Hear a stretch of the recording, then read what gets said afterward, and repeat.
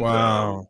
And then faith-wise, what was happening at the same time, man, is I think, when young kids lose their father, you're trying to figure out how to fill a void without knowing you're trying to figure out how to fill a void.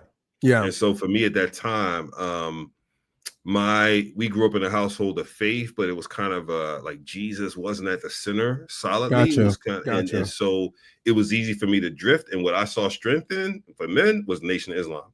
Oh, wow. Yes, I went to the Nation, man. Probably was about 18, bruh.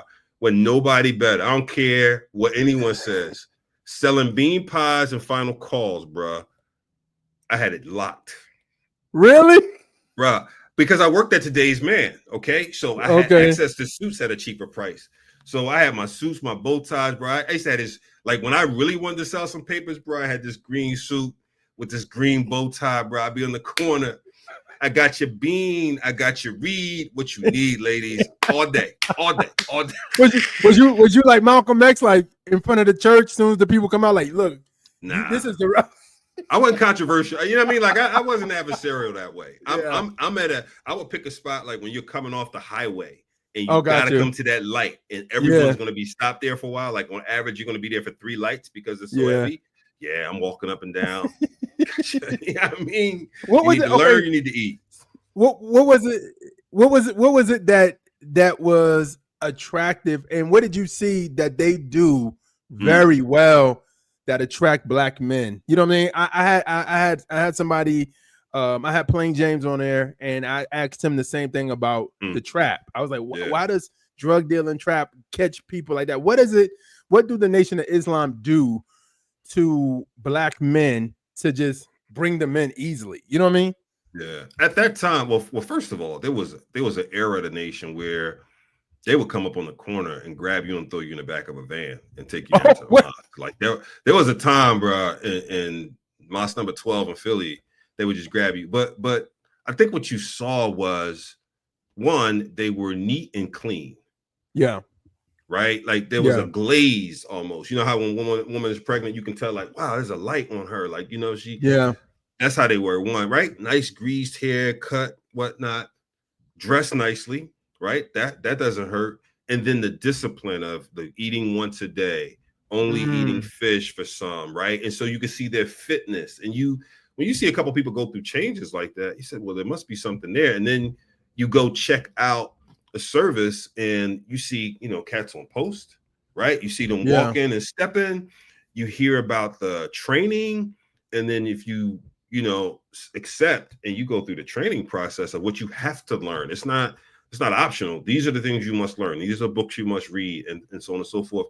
Wow. When you're undisciplined, or again, don't have a father figure, somebody kind of impressing those things upon you, it attracts something. You know what I'm saying? Wow. That structure. Yeah. So even with that discipline, like I think the question for some people is because like sometimes they get a lot of hard rocks off the street, and we're not hard rocks, but like street dudes, thugs. And to me, it'd be like it's so easy for them to run away from Jesus, but they'll run to that. You get what I'm saying? Like, and I'm like, and I was talking to my wife about this recently. I was like, it's so many people that leave the faith for Islam, or they leave the faith for other religions that is more like law-based, you know what I mean? And how Jesus says, like, I fulfilled the law. Like you still have to like love me and you obey the law, like, and trust in me, put my faith in me. And I think the question is like, why why the law? Like why do people really, especially like people in the streets, why do all of a sudden it's like, yo, I need to follow everything this person's saying versus just like, let me just trust the Lord. You know what I mean? I don't know if I have 100% answer to that question, but I still think it's almost like, why do cats join a gang? I will, that's gonna be controversial. Somebody gonna watch this, they're gonna be like, Islam is not a gang, brother. No, it's not. But it's the same thing of when you hear cats tell their stories of, I wasn't accepted here, but I was accepted on the block in the gang, right? Yeah. Think about what they're saying. Accepted. Yeah. Accepted, trained, right? In the ways of whatever.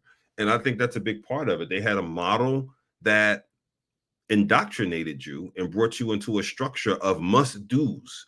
So it's not like you can come to Sunday service at your church. No, you are coming to the mosque. Wow. Right. Wow. It's not right. You can come to the 9 a.m. or 11 a.m. and you can we hope you tithe today. No, you are coming. You are making your contribution. You are going to Fruit of Islam training, right? This when your lieutenant tells you this is what's happening this Saturday, it's yes, sir. Wow.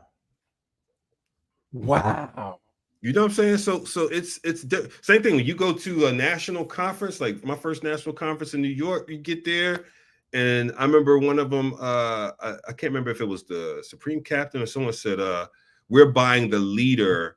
I think it was a bulletproof limousine this year, and so every fruit is going to need to ante up whatever it was. It wasn't if you can. Yeah. Yeah. You know. Yeah. And I guess another question is like, then why is it still? Do you feel like it's appealing to, like, so many rappers saying I'm with the nation, I'm a Muslim now, I'm this, I'm that, but they still doing street stuff. They still rapping about the same thing, still doing that. Do you feel like Islam what does it do that is attracting rappers, but rappers still are the same? You know what I'm saying? They may have a positive song here and there, but they still talking destruction. You know what I mean? Yeah, that I'm not sure about, but I mean, I think if you look across any religion or worldview centered grouping and whatnot, I mean, we still just find places where humans are humans and not perfect. You know what I'm saying? Got you. Us Catholic Church. I mean, you could take all the different gradients within Christian, and then you could go from thing to thing, and we find no perfection. Only Jesus is perfect. Yeah, I mean, yeah, that's true. We striving. Yeah. I guess another question is it something when you see it that it's of course is like you said, is attractive, but was it something that was it easy for you to witness to other men in Islam? Like, yo, you know what I'm saying? Like, and it was it like just like a cast in your net and a bunch of fish coming? Yeah, it was, because there's something, man, you're making me think back, but I recall just talking to different, men I knew, and actually a brother from my high school that I went to who was a year in front of me became the secretary of the mosque. And then the captain of our high school football team was there too. He became a minister.